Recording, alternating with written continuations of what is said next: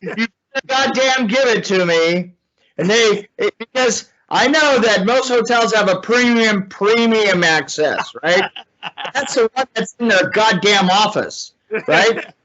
And we had a little tete-a-tete.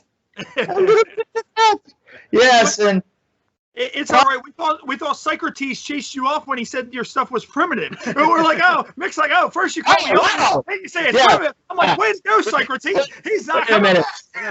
You know, how many years of working with directors doesn't make you that thin-skinned. You know, it's like, oh, really? You know what? A good insult only requires another bad insult. Nick, we noticed when you were talking about stuff earlier before you had to go figure out the internet stuff, you were talking about Vengeance. And I don't know if these guys have seen it yet, but I did. As soon as Friday the 13th Vengeance came out, I watched it immediately. I'm a huge Friday the 13th fan. I loved it. I feel like it's probably one of the better fan films. Oh, yeah. It totally spelled Jason out. If you're a Jason fan, the only thing that just kind of threw me for a loop a little bit was I didn't know how to take the introduction of Elias Voorhees, who's introduced in that movie. It was kind of a little weird seeing the stuff coming from Elias. It was an attempt to draw the films back together from part 6, you know? And I thought, and by the way, I am not particularly a Voorhees fan, you know, but I thought that Mike Mead and Jeremy Brown and everybody did a great job. In fact, I am doing a film now I'm going to direct a film called In the Pines, okay. The House in the Pines, and I'm just finishing up the script now. We're going to be shooting next summer with Mario Cerrito. It's gonna blow your socks off. It is such a cool, like, 80. It's your typical cool 80s gangster ghost teenage lost in the woods. Lots of fire. Lots of Chinese delivery people that use guns. That kind of thing. But no, I thought Vengeance. Literally, the film cost $50,000. So that gives you an idea. I've often said, I've said recently that the coming down in price of cameras and and getting rid of film and putting cameras in the hands of new filmmakers means that the costs of production have plummeted. Not like the Marvel movies, which they spend. The Marvel movies are not kind of where it's at anymore. Yeah. I'm just it's independent film has just reared a really huge head. Boy, it's crazy to me because a lot, like you look at it, a lot of cell phones, laptops, and iPads now have state-of-the-art cameras. You can sit there and get on a phone. I have talked in front of people before, and I said, the thing is if you reach in your phone, you have all the tools that we had in 1984. In your pocket. You pay your fucking groceries with that. And that's the same tool that a $500,000 kid. You got it all. My God, you can do the accounting on your phone for doing the film too. You can take the same phone. See, I'd like to do a real experiment with that. Where the phone. You use the phone for everything. I mean, not only do you use the same phone for shooting the camera, but you order the meals off of the same phone. You order all the grip equipment. You do the accounting on the phone, right? Just one phone. Super. Oh! That is very true. Nearly every aspect could be covered with that one single device. Yeah, and I mean, right, exactly.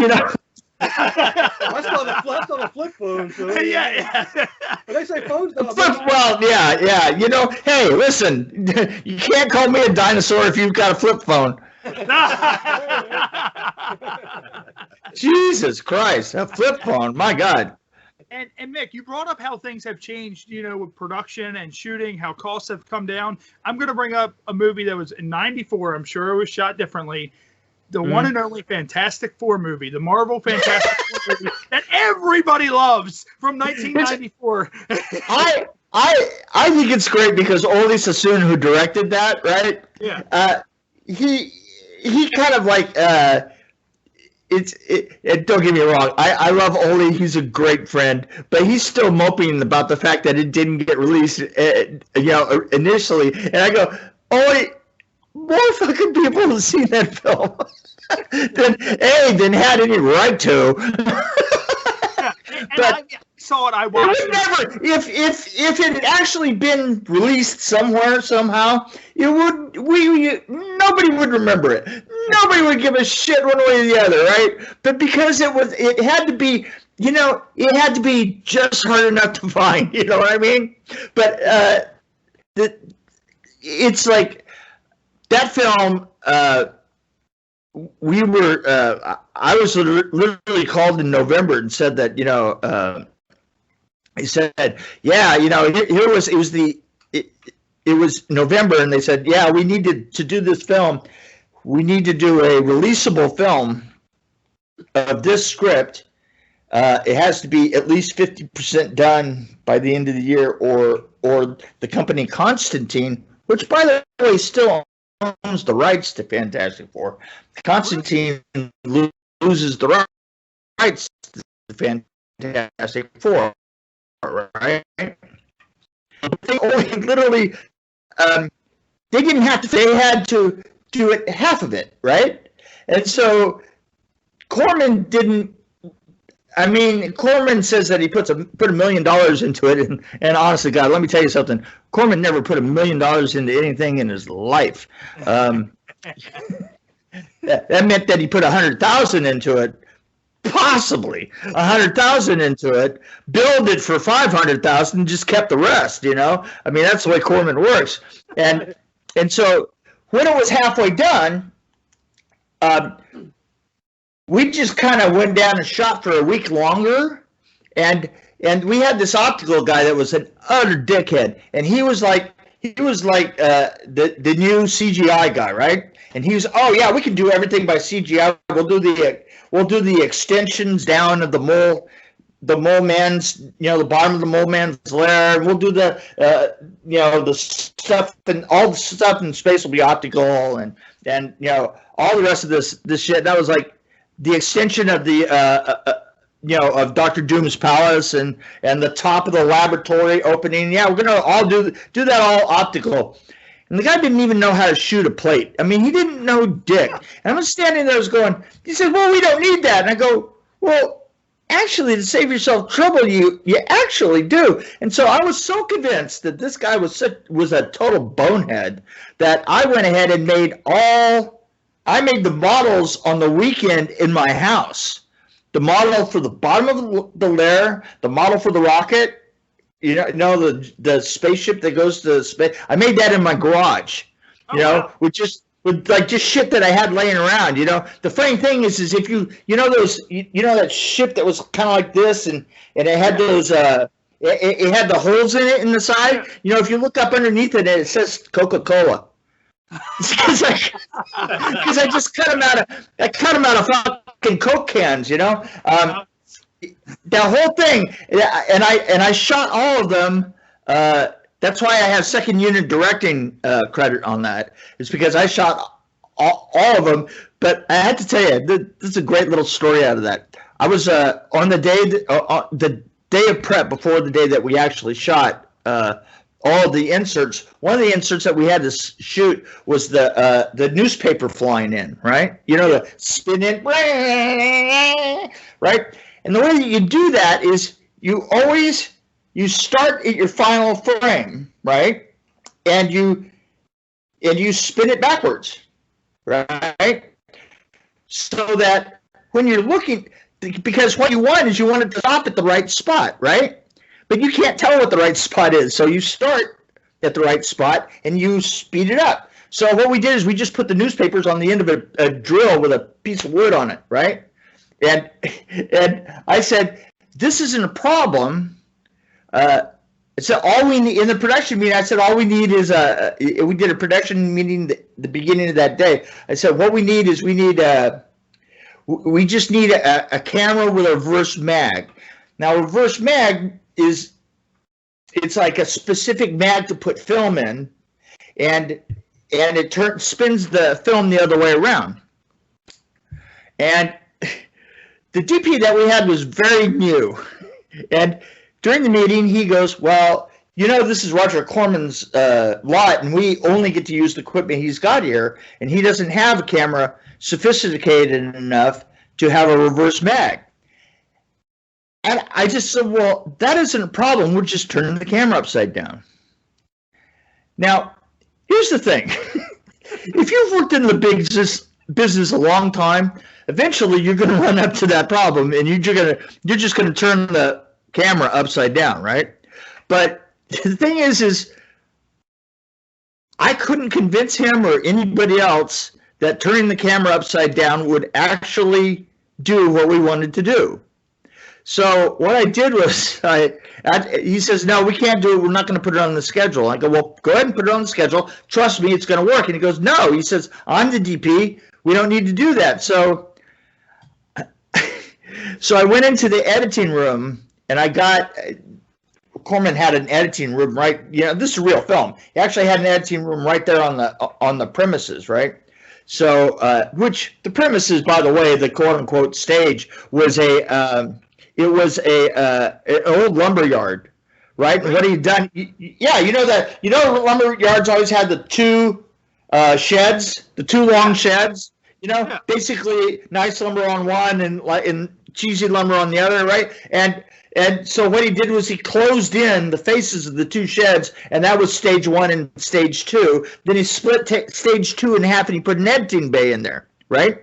And that, it was a shitty place to work, So hand-to-hand combat with mice the size of like fictional rodents. So I grabbed this piece of film about 3 feet long. That's just, I said, look, I just need whatever you got hanging, right? She goes, oh, well, I got a tail end over there. You can use that. And so I don't know what was on it. I think it was a guy sitting in a chair, right? And so I went up to the DP and I said, now look, this is why it works if you turn the camera upside down. And I put it up like this. I say, this is it going forward. And then you take the film and you turn it over, and you go like this, and it's the other way, and it works. And then I handed him the piece of film, and he goes, and he just absolutely didn't want to admit that he didn't see it. And the thing is it's between you and me right now that you can't see any fucking thing that way, right? Yeah. But if you say it convincingly enough, right? The other guy is because I was older than he was, and he goes, oh yeah, no, I totally see what you're doing. And I go, yeah, well that's so we put it back on the schedule, and my art director comes to me at the end of the day, and he goes, dude, he says, there's this fucking thing going around here, and I don't know what the fuck you did, but it so has your fingerprints on it. He says, why is it that everybody is walking around handing each other this 3-foot piece of film and going like this back and forth? He says, what the fuck were you doing? I go, nah, it doesn't matter. So the emperor does have new clothes, trust me. Great. That's great. Could you imagine that? Just everybody's just sitting there looking, trying to get it figured out. Dude, I'm telling you something. The thing that you got to realize is if you're going to be a leader in a business with a bunch of people who do fantasy things, then you better out fantasy those motherfuckers sometimes. It's just the way it is, Because nobody wants to be the idiot and be like, oh, well, yeah, right. You know what? I could bullshit Buffalo anybody. You know, and the thing is I always use my bullshitting talents for good instead of evil. Now, Mick, you've been around for a long time. What do you think, in your mind, was the hardest set design or art project you had to take on in a movie? You know, as a single one, and I don't know, sometimes not everybody knows that I did this, but I'll give you one single gag that was incredibly difficult, but we pulled it off. A friend of mine, Bob Engelman, who's a producer, said, and I was had just gotten that cavern in between a couple of projects, right? And I had like 2 months to kill, and I was driving across town, and he texted me back in the day, paged me. It was a page, you know. We had these things called telephones that, you know, with phone booths. And you would look for a phone booth, and there was a bit of technology. Oh, motherfucker! I gotta tell you, the thing is any filmmaker in L.A. knew where every motherfucking payphone booth was, all the way across the greater L.A. area. It was something you just had to know, right? And so he goes, listen, I need to meet you at such and such a screen room, probably Photochem up in Burbank. I need to meet you in a screening room, and I'm going to show you a movie, and we need to discuss it. And I said, okay. And so I meet him there, and he shows me a film. And he goes, what is missing in this film? Why is it laying dead flat? And I said, well, you took this off of a game, right? He says, yeah. He says, we took it off a game called Mortal Kombat. I said, okay, here's the problem. The problem that you have here is that you actually filmed it kind of like the game looks, because I kind of knew what the game looked like. It was essentially, there was a fight in the middle of the screen, and the background schooled in the background, right? And the thing is they kind of stayed true to that look. You know, the fighting was right here, and then optically, the background was just kind of a background. And they were gorgeous backgrounds, don't get me wrong. It's just that there wasn't any interaction between them. There wasn't, to give you a modern example, or a slightly modern example, The Princess Bride. Think of the sword fight in Princess Bride, right? Yeah. You know, that they're vaulting over that set piece, right? And it's obviously made for that fight, is the rocks, right? You know, when he gets to the top of the cliff, right, and the six-finger man gets to fight with the guy himself, and they're actually flipping over these rocks, and that was made specifically for that fight. That set piece was made for that fight. I said, the thing is you don't have any of that here. You've got a fight, and there isn't any interaction between the set pieces and the fight itself. You need more of that. And particularly the one that just kills me completely is that they had Scorpion. His fight was in the middle of a grove of trees, and the grove of trees was even really metered, you know, and it was, oh my God, it was, it just went on and on and on forever. And I said, here's what we'll do. And what I did is I went in with Robin Chow, I think is his name, and we choreographed, and I built a bunch of steel pipes and built him a platform to platform kind of fight, right? In a hangar in Van Nuys. It was a blimp hangar. And then in the meantime, we bought half of a ship full of bamboo, and started transporting the bamboo up there. And this is 100 feet wide, 130 feet high, and 100 feet deep.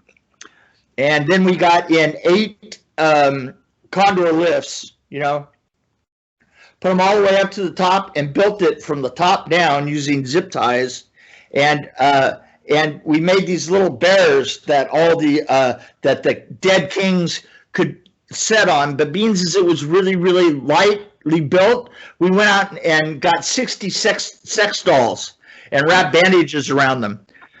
So, and we had to turn all their faces away, right? And then just cobweb them, so because if you looked at it from the other side, you would see all these faces go.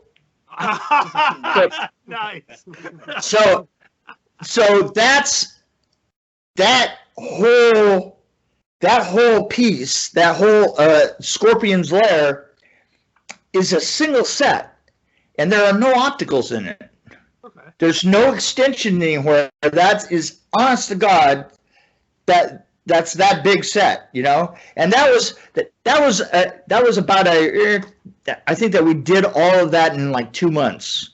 Oh wow! And then went back in and filmed it, and that was probably my best, really my kind of a one of crowning achievement. That's good stuff. I mean, Immortal Kombat. I did a lot. I did some other things, but I really can't talk about them. But that one, fuck those guys. Fuck those guys. So would you say that would also have been your favorite project that you've worked on? I love Nightmare on Elm Street 4. I mean, as an overall project, Nightmare on Elm Street 4 is a fucking. It was nuts.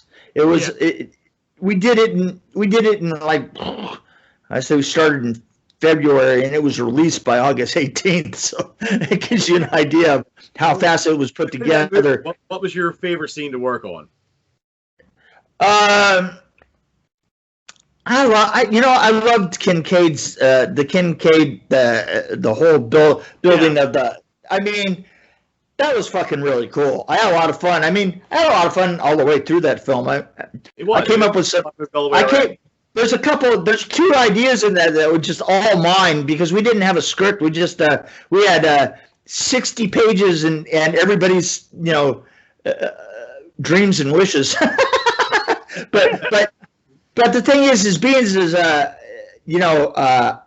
I had the set pieces, so I could pretty much do kind of what I wanted. There's 2 things that are very, very much mine.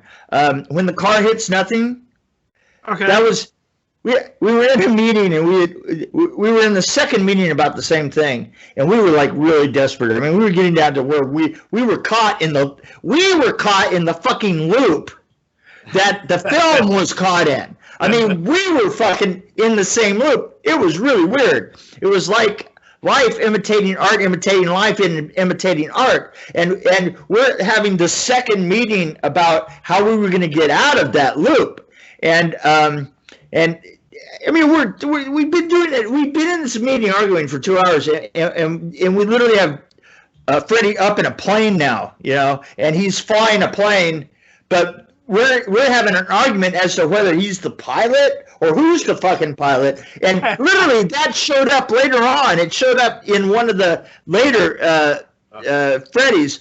But I'm just sitting there and I'm going, fuck. I wanted to slip my wrist just to get out of, because I could get out of the meeting that way. And I'm just like, dude, I just want to hit nothing. And there's this PA sitting right beside me, and he was like taking down notes and stuff. And he said something. He goes, "Well, what would that look like?" And then everybody turned to me, and I went, "Yeah, what would that look like?" And I go, "Well, I don't know. Maybe if you tied a cable to an enormous tractor, and then put a camera right at the end of that cable." And then put the cable onto the front bumper of the truck and ran it at the end of it at 60 miles an hour. That would look like it just imploded on itself, right? Yeah. And Peter Chesney, who's the mechanical effects guy, who hadn't said a fucking word in 2 fucking hours and 2 meetings. He was like, none of this shit was he wanted to do. He goes, I can do that. And that's what we did. We had no goddamn idea. I mean, there were bets going around like what was going to happen with the bike and back. You know, remember the bike that's strapped in back? Yeah. Fuck. My money was that it was just going to keep on going, and it would just flip over the cabin. You'd never see it again, right? And I sort of got nobody got the fact that it literally just went to the bottom of its shocks, flipped it backwards, and landed it right back in the fucking bed of the truck, almost exactly where it was. You know? Wow. Yeah, you know that's a fucking hole in one that you never get, right? Wow. But I thought it looked really cool. So. Oh, everything visually with that movie was great. Oh. And also we see that you did some stuff with Nightmare on Elm Street 3, The Dream Warriors. It says you were the art director. So did being the art director... It's basically the same thing. Okay. It was just called... There was just no production designer on that. And I think to a certain... I just took over it. You know, yeah. I don't think that New Line Cinema had done enough films so that they even understood the difference. And I was new at it. I don't think I knew the difference either. So, by the time I got into the next one, which was like literally we went from one right into the other. I mean, I thought, no, I could be the production designer. You know that. And Mick, what we're going to do real quick, we're going to take a short little break so we can get a word from our sponsors, and we will be right back. You have sponsors? People fucking pay for this shit? Welcome back to the Happy Hour Podcast. This is Ray. Of course, I'm here with Mike Socrates. We're being joined by Mick Strawn. Mick, what we're going to do is we're going to get into a little game that we play with all of our guests. I don't know if you've ever played Cards Against Humanity, but we always do. I love Cards Against Humanity with our guests. So I have the absurd box. So what we did earlier is we chose out a face card and we chose out 6 cards, and we're going to read off the face card and you just pick whichever one you think is the winner. So Mike, you want to go ahead and read the cards? Here we go. We're going with the six choices here? Yeah. Yep. Okay. So Cards Against Humanity is your sponsor? They're not our sponsor, but we do like to use their game. So okay.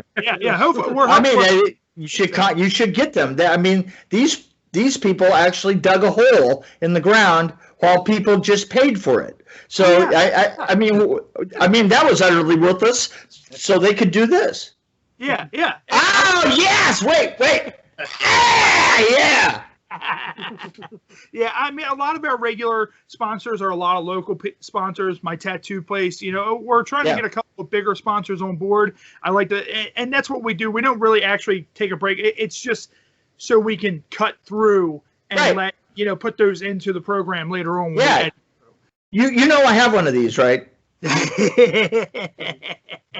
So what we're going to do for Cards Against Humanity, I'm going to go ahead and read the black cards. Mike's going to read the options. The black card is, that's bullshit. They can't fire me for blank. A button that when you press it, there's jazz. The moon. These breasts of mine. My daughter fucking my boyfriend. A little sewer girl strangling a pigeon. And last but not least, the Audi sign and drive sales event. So many options. So somebody was fucking a pigeon? No, it was. I'm gonna go with that. I'm gonna go with the pigeon because that's particularly disturbing. Fucking the pigeon on the moon. Now that'd be I like fucking the pigeon. You know, people just never go far enough. Yeah. So he chose the one with the pigeon. So the what Mick chose is, that's bullshit. They can't fire me for a little girl strangling a pigeon. That's Mick's choice for Oh the Humanity this week. I think I had a dream like that. And Mick, actually, you also worked with Freddy's Nightmares, the series. Yeah. nightmares.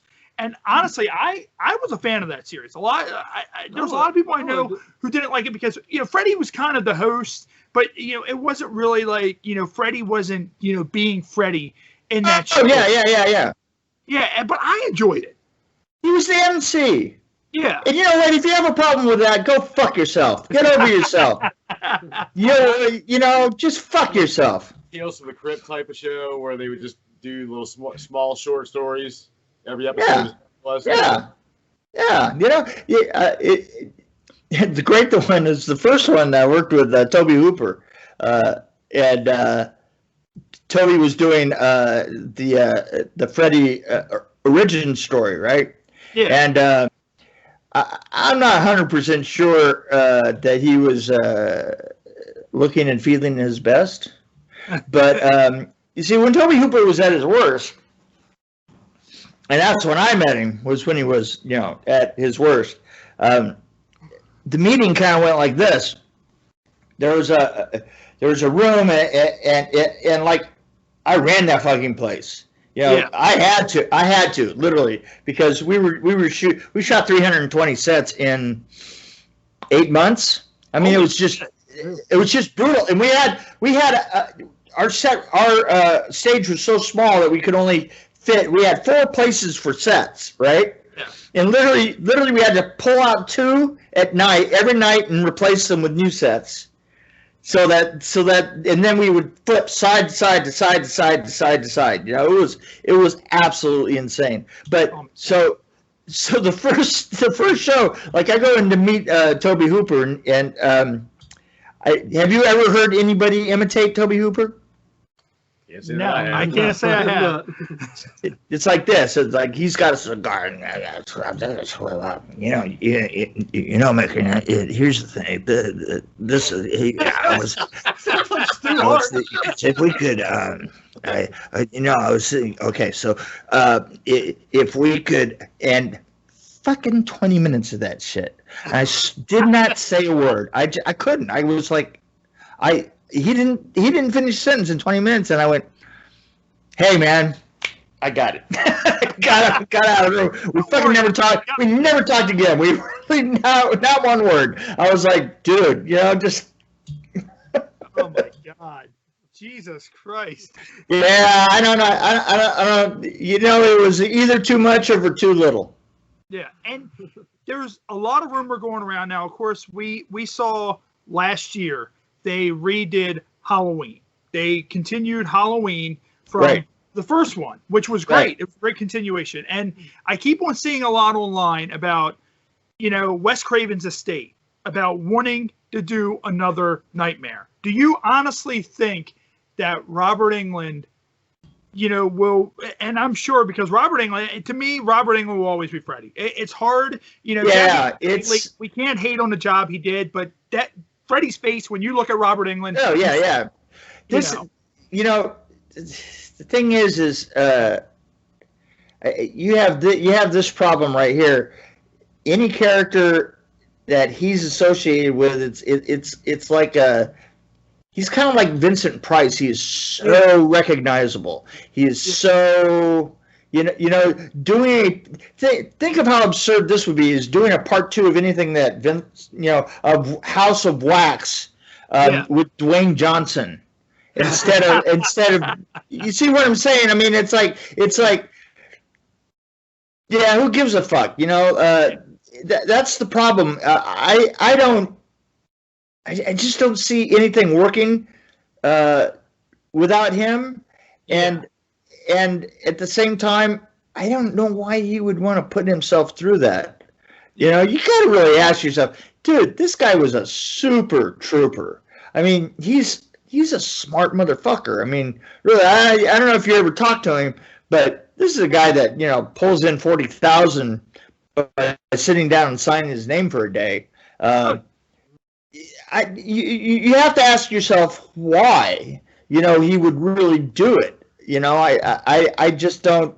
I mean, they would literally have to, back up the biggest dump truck in the world, just completely full of $1,000 bills, and just dump it on his lawn, and then I'll think about it. Yeah. Do you think that maybe it was and he reprised that role in the Goldbergs, and I saw that. And it was awesome. It was awesome seeing Robert as Freddy in the Goldbergs. And I did pro wrestling for 21 years, and I'm retired now. And do you think it might have been one of those things that when he put the makeup back on and the glove back on, that he was just kind of like, I kind of miss being Freddy? Because me, it's like, when I'm at a wrestling show, even if I get to do one small little match or one small little thing in the ring, that drive comes back. You think it could be the kind of thing that maybe Robert would consider it, or he is considering it? Because I heard that there was a lot of talk of Robert doing Freddy again for the Craven estate if they do a Nightmare. But that's all rumors. And, you got to sit there and think, maybe when he put all that stuff on, that he was like, I could do this again. Well, yeah, but the question is also this.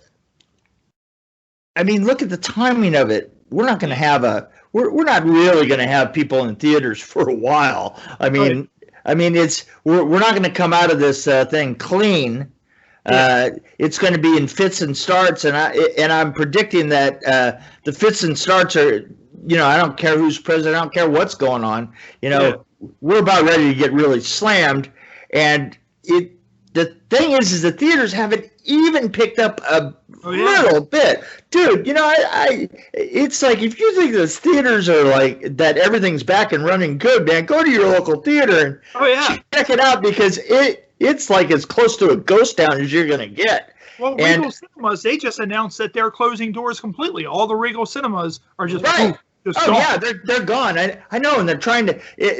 They're really brutal in trying to get money to get your account up and stuff. I was like, dude, I canceled.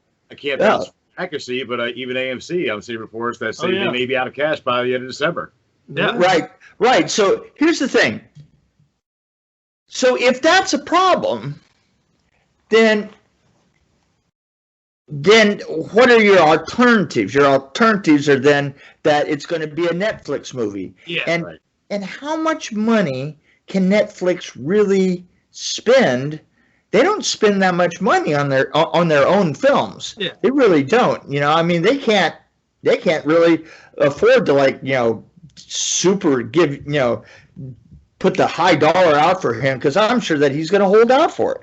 Oh yeah, but also you got to look at it like this too, like what we just said with the movie theaters. Now we're entering an era where cable, pretty much in my feeling, is becoming obsolete. It's becoming a streaming era. There's Disney Plus, there's HBO. Showtime's doing their own thing. The Peacock. Look, gray hair and beard and all that. And I still haven't had. I haven't had cable in maybe 7 years, I think. It's just it's gone. It's just that Crystal guy. You can watch. There again, that fucking thing again. God damn it! I'm right. Yeah. And it's changing everything. And the thing is, one of the things that changes is how much money people are going to put out to make a movie. Yeah. How about this? What about a series? True. What about a Freddy series? What if they contact Robert and go, "Hey, we want to do a 10 to 12 episode miniseries"? This is what I'm saying. Is I could see him really once again being the front man on a series. Yeah. I don't think that he necessarily needs to be the main character in it, but he could certainly do a turnaround, just like Freddy's Nightmares, and they could expand his rules a little bit. I could definitely see him doing that. That's much more likely than there being another movie. I remember an interview. I read it not too long ago. Somebody did an interview with Freddy, and they brought that question up to Robert Englund.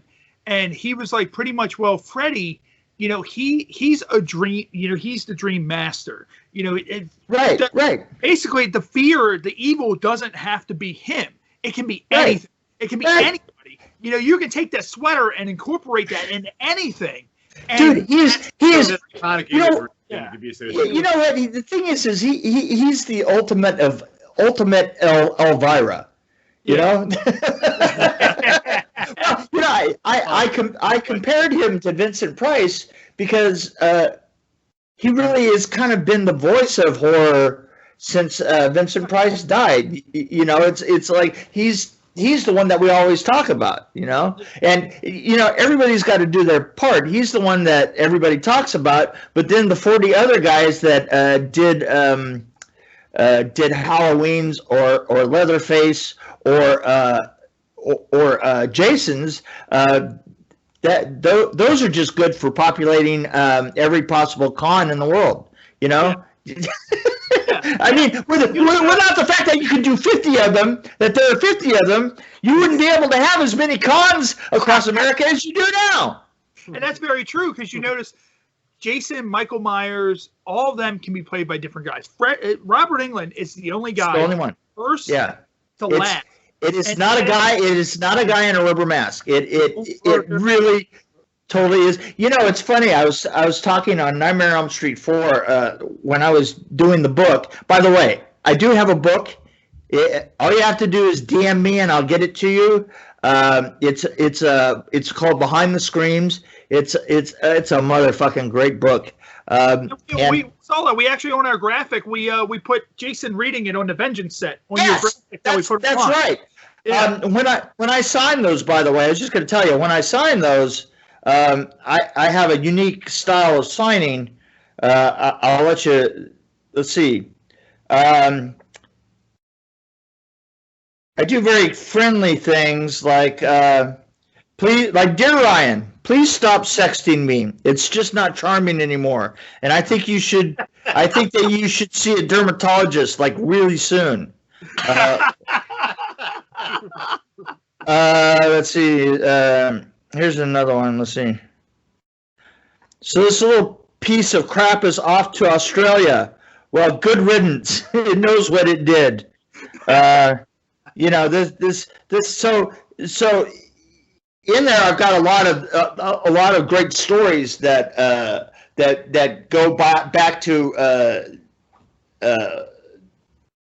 the originals of Nightmare on Elm Street 4, and I've completely forgotten where I was going with that, but it was fucking funny, wasn't it? It's great. It's great.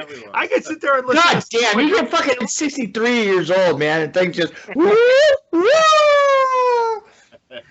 And also, we see you have worked on Blade, Candyman, and Boogie Nights. Boogie Nights was actually one of our first guests that we had on, Sophia West, who's an adult film star. We asked her, we're like, if you compare to any movie out there, what would it be? And she said Boogie Nights. And Boogie Nights, just in its own, just was a fun movie to watch.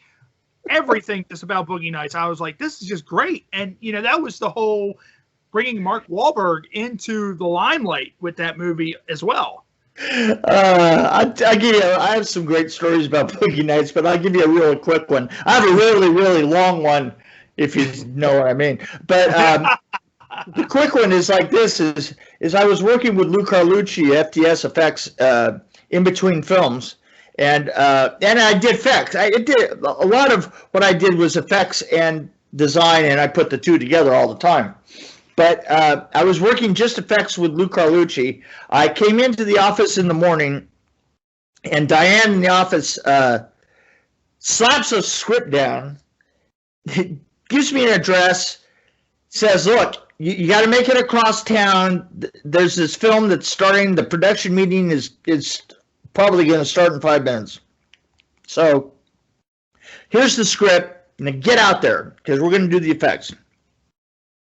And this is mechanical effects. This is like explosions and gun and rain and that kind of stuff and bullet hits and stuff. And so I'm like, okay, get in my car. I race across town. Now, there's a way that you get into a production meeting if you're like one of the most recent hires. If you just got the job, and if you haven't had a chance to read the script. So as you walk in the door, you grab a script off of the pile. Yeah.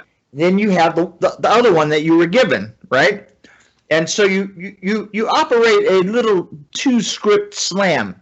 So you put one script on the table like this, and the first AD is going to read the script. He's going to read each scene and ask everybody, what they need, right? And then pass it around the room and stuff. And as he's going through it, I'm trying to stay. I have a script underneath the table that I'm trying to get ahead. Right? I'm trying to stay like a couple of pages ahead of him, so that I can, add something like coherent and not, be surprised as hell. And I'm reading along, and all of a sudden, and I go, huh, well, that's interesting. And I look up like this, and the prop master was a guy that I knew. He goes, yeah, and it's right here. And he reaches down and he grabs this bag. And he slaps it on the table, and he reaches into it, and he pulls the bag off, and there's an enormous dick laying in the middle of the production, in the middle of the table that everybody's sitting around. I was like, and all I could think of was like, wait a minute, what kind of movie is this? We're doing a porn? What the fuck? I mean, things aren't that weird around here, are they? No, it's a film about a porn. Yeah. Oh, okay. Oh, that's great. Yeah. Hey, yeah, he had a bag of dicks. He could literally. He had a bag. Yeah, he goes, yeah, and here it is. It's like, okay, so I guess we're not in Kansas anymore, huh? Yeah. I mean, or we are in Kansas. Yeah, wherever we are. Wherever we are. What the fuck is that? On the table. Yeah, and God, I gotta tell you, that show just got weirder from there. It really did. It got weirder than that. And how was it working with Candyman? Candyman was great. I liked Candyman. I liked all the effects with the bees. Tony Todd was great in everything he did with Candyman. I know they're making the remake. I'm not sure how I kind of feel about what I've seen from the remake so far, but I know the original movies I thought were awesome. Let me tell you what my job was on Candyman. This is one of those interesting side trips that my career has taken from time to time. So that was kind of the beginning in that period where I was kind of more and more getting called to just come in and fix things, which got really, really serious by the 2000s. In fact, really serious. But I got called in to the producer's office. I don't know, some agent or something called me. And so I showed up, and I'm talking to the producer. And I had always followed the trade that says, aren't you guys on stage here? And he goes, yeah. He says, we're filming right over there. I go, well, why are you calling me? I don't understand. I didn't get it. And he goes, well, it's funny you should bring that up. See, we got to talk because we're having a communication problem between the art department and everybody else, and it doesn't seem to be solving itself. It's if you want to, you can just take the whole show over. And I'm like, well, I don't know if I want to do that. I mean, I don't know anything about the show, and you're already on stage. You must have at least, quite a bit of it built, and so. Yeah. And he goes, oh, yeah. He said most of it's built right now. And I go, okay, I still understand. And he goes, maybe you just come in as an advisor, right? And I go, okay. And I swear he was letting nothing out, no information, which, believe me, we're really good at that at Hollywood, Yeah. No information is it's if you can talk for half an hour and not put any information out, they call you a producer. So it's the same thing with pro wrestling. You'll show up at a show, no idea what the fuck's going on, and then absolutely, you're working that guy 15 minutes, go do it, and you're like, we're all on a need to know basis, and we don't know anything, right? Yeah, that's how it works. So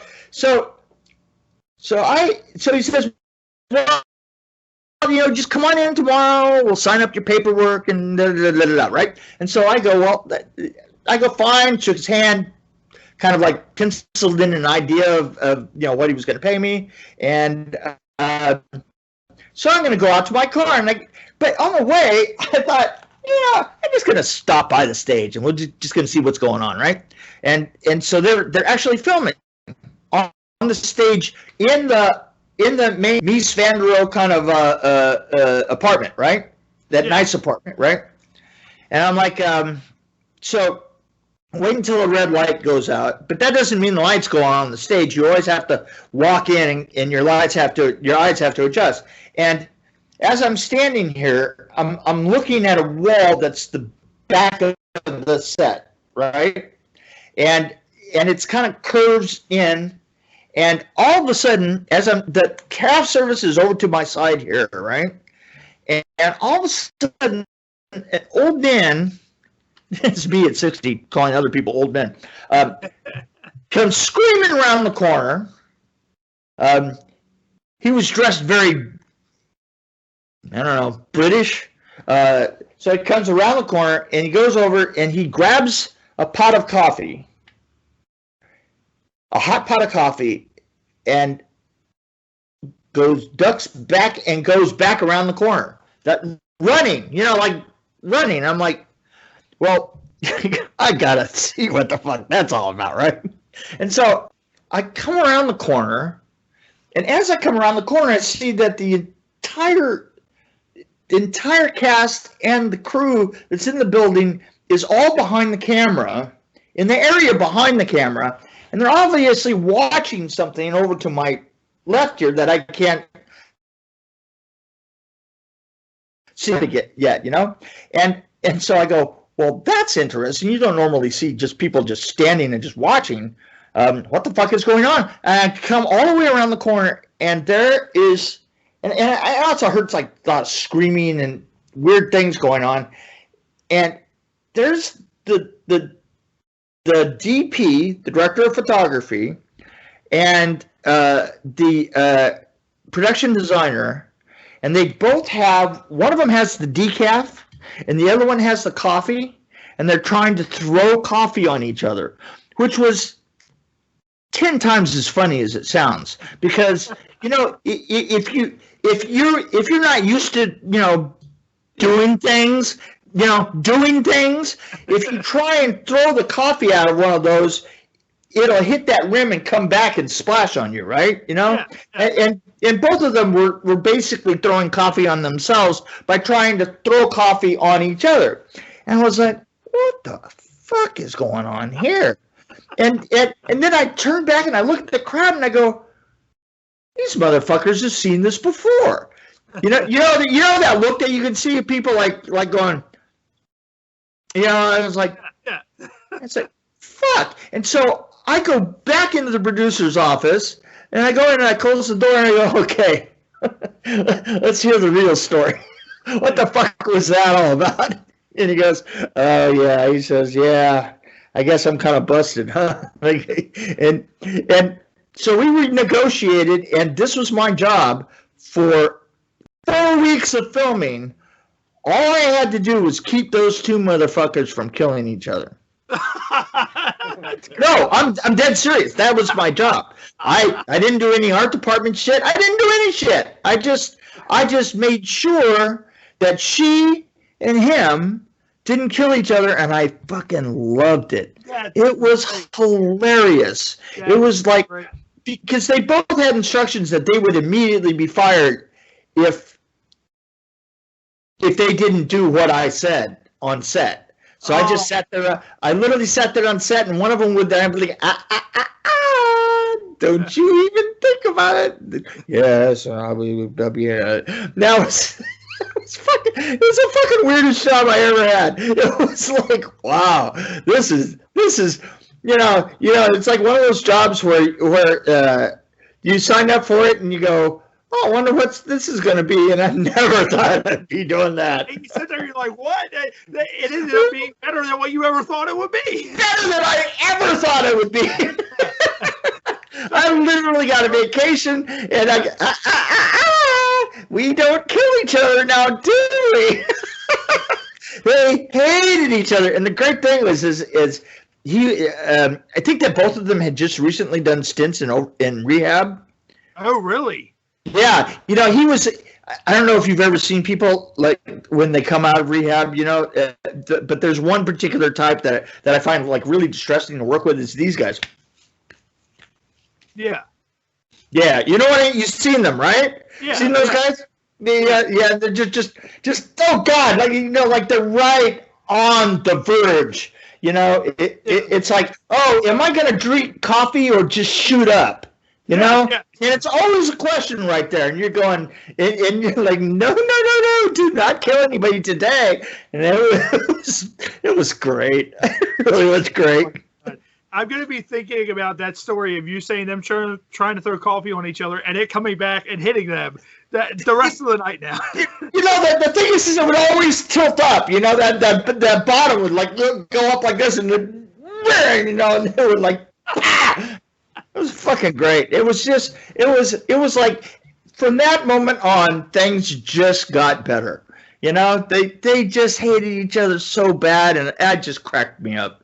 It really did. I mean, I suppose if I didn't have the power that they gave me, and I wasn't hired specifically for that position, it might have been a drag, but it was just a great time. Man, I just like I kind of sat and played cards a lot with with different members of the crew when they weren't working and stuff, and it's fucking horror. It was great, and it's like never only I'd be hearing car, and I'd hear things heating up over, and I go, you guys, you be nice. We're gonna ask art director to babysitter. yeah, you have an art director. Yeah, it's like well-paid babysitter. Let me tell you something. And Mick, we're going to ask you about one more thing, and then we're going to go ahead and let you roll out here. Also, we see that you made the props for Buffy the Vampire Slayer. What? You know what? Now. Here's the thing. That is not true, and I haven't been able to get that. I was hired with the writer of it. Yeah. Why is he? I'm blanking on his name. He's the one that did the TV series. Yeah. Yeah. I can't remember his name either, but I know exactly who you're talking about. Right. Well, come on. You know who he is? Serenity, right? Yeah.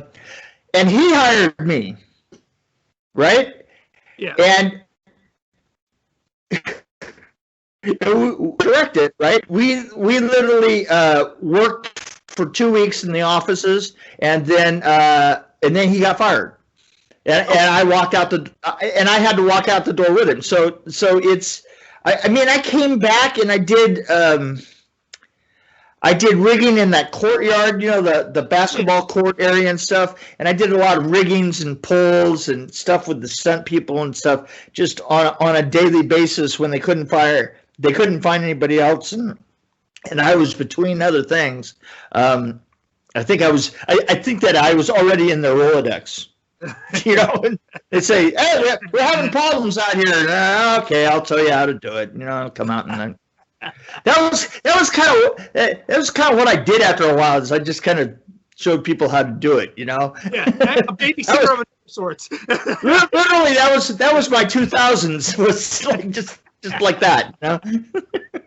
All right, Mick, I think what we're going to do, we're going to go ahead and let you get out of here. Thanks for joining us on the Happy Hour podcast. Is there anything that you want to promote before we let you go for everybody watching on Facebook Live and, of course, listening once this airs on Spotify and Apple and all that in about a week or so? Okay.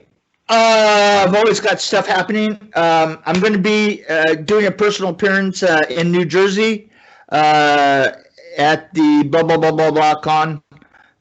Which I could remember the name of it because that would make me a better person. Probably a better person than I actually am.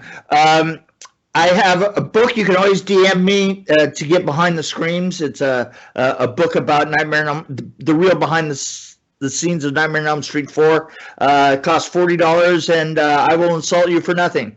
I'm directing a film come this summer. We've got this is a great horror film. It's a horror gang film, if you can believe it. It's House in the Pines, The House in the Pines. So be looking for that. I have 2 podcasts. I've got Dream Warrior Review and I have Rabbit Hole. And I mean, each one of those have like respectively, I mean, 4 and 7 people following them, which is, thumbs up, guys, thumbs up. Once that movie comes out, definitely get us the trailer. We'll rip the audio, throw it in on our commercial breaks, and help you promote it. Oh, absolutely. That's gonna. We're actually we're not doing this is actually a backed film.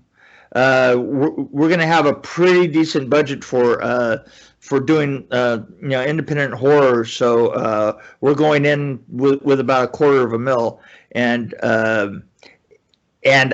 I have taken the script and kind of put a slightly different 80s kind of twinge to it, because 80s films are what I call films.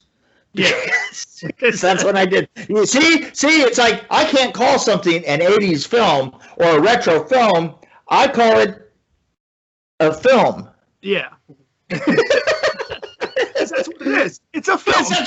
It's a film, and the question is do I know the 80s look? And the answer is I don't know anything else. That's what Vengeance had. Vengeance had that 80s feel. Vengeance had that 80s feel. Yeah. Oh, absolutely. I mean, that was absolutely intentional. Yeah, absolutely. That's this film is going to be Jeremy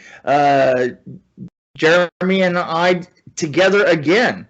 So, if you like that, you're going to like this more. Awesome. Well, Mick, what we're going to go ahead and let you go. We hope to catch up with you in the future. We know you got a ton more stories. We appreciate you being on the Happy Hour podcast, and we will catch up with you later on. Get a hold of me anytime.